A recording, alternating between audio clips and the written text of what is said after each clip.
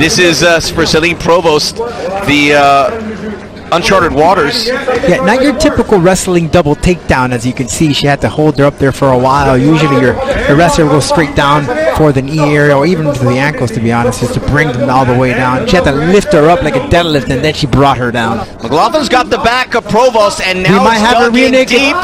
And the tap. Alana McLaughlin victorious in her MMA debut. I'm about to do something that I despise, and that is to pre-apologize for something that there is no apology needed. No apology, nothing.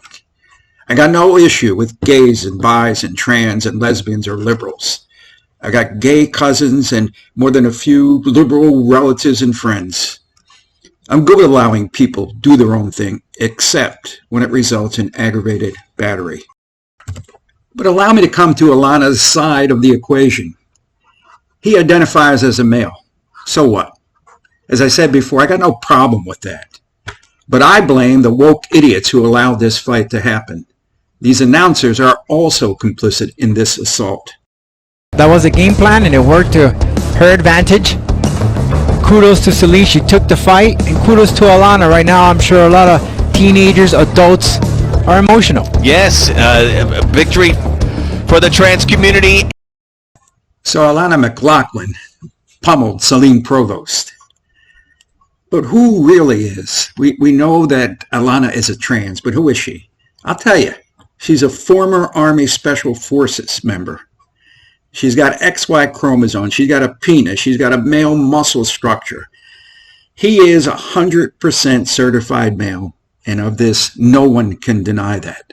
And the topic of trans athletes competing obviously splinters the conversation quite frequently.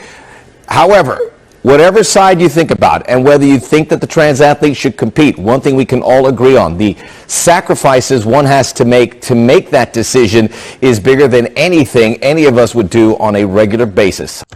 You know, having any crisis in your life is tough. But guess what? We all, and I repeat, everyone listening to me, has had 1, 2, or 10 crises in their life. So why is admitting to yourself that you're a female anything more difficult than losing a parent? Oh, you might be wondering, did Alana lose a parent too? As early as I knew there was a difference between girls and boys, I knew that something was different. I grew up mostly in South Carolina. My upbringing was not exactly standard. It wasn't usual. My parents go to church 5 times a week. Wasn't the best childhood. We didn't have a lot of money. And of course, growing up a queer kid in the South. You know, Alana seems like a nice guy, and I really mean that. I'm not saying guy as an insult. I say it because Alana is a guy.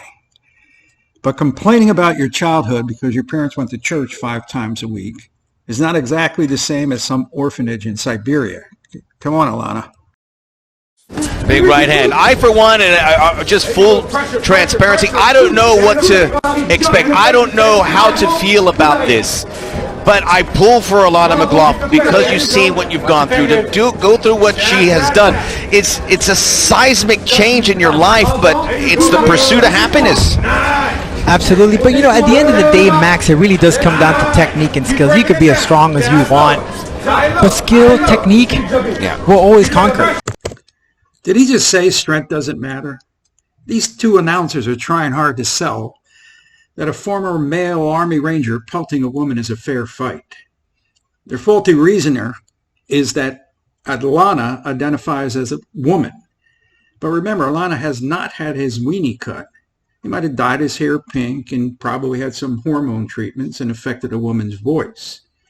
You guys should be pulling for Celine Provost, whose MMA record should include an asterisk after this particular fight. That was a game plan, and it worked to her advantage.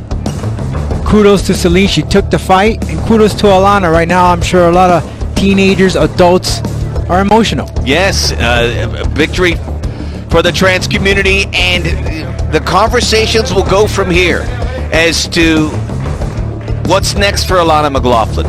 Whether this should be part of the sport. Right now, that doesn't matter. Alana McLaughlin has gone through hell and high water to get here. This was a fight that was supposed to happen August the 6th. This story is not about Alana McLaughlin. Alana's not driving radical social change in America. If our American way of life collapses, it's because of us, you and me, who knew that what they were saying is not okay and why it's wrong. And yet you remain quiet. I remain quiet.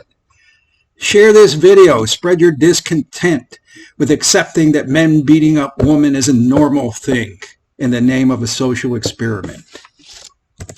The John Ligato Show is being broadcast from outside the gates of Marine Corps Base Camp Lejeune, beautiful North Carolina. If you like our show, hit share and subscribe. It doesn't cost you money to subscribe, and we don't ask personal questions. Semper Fidelis.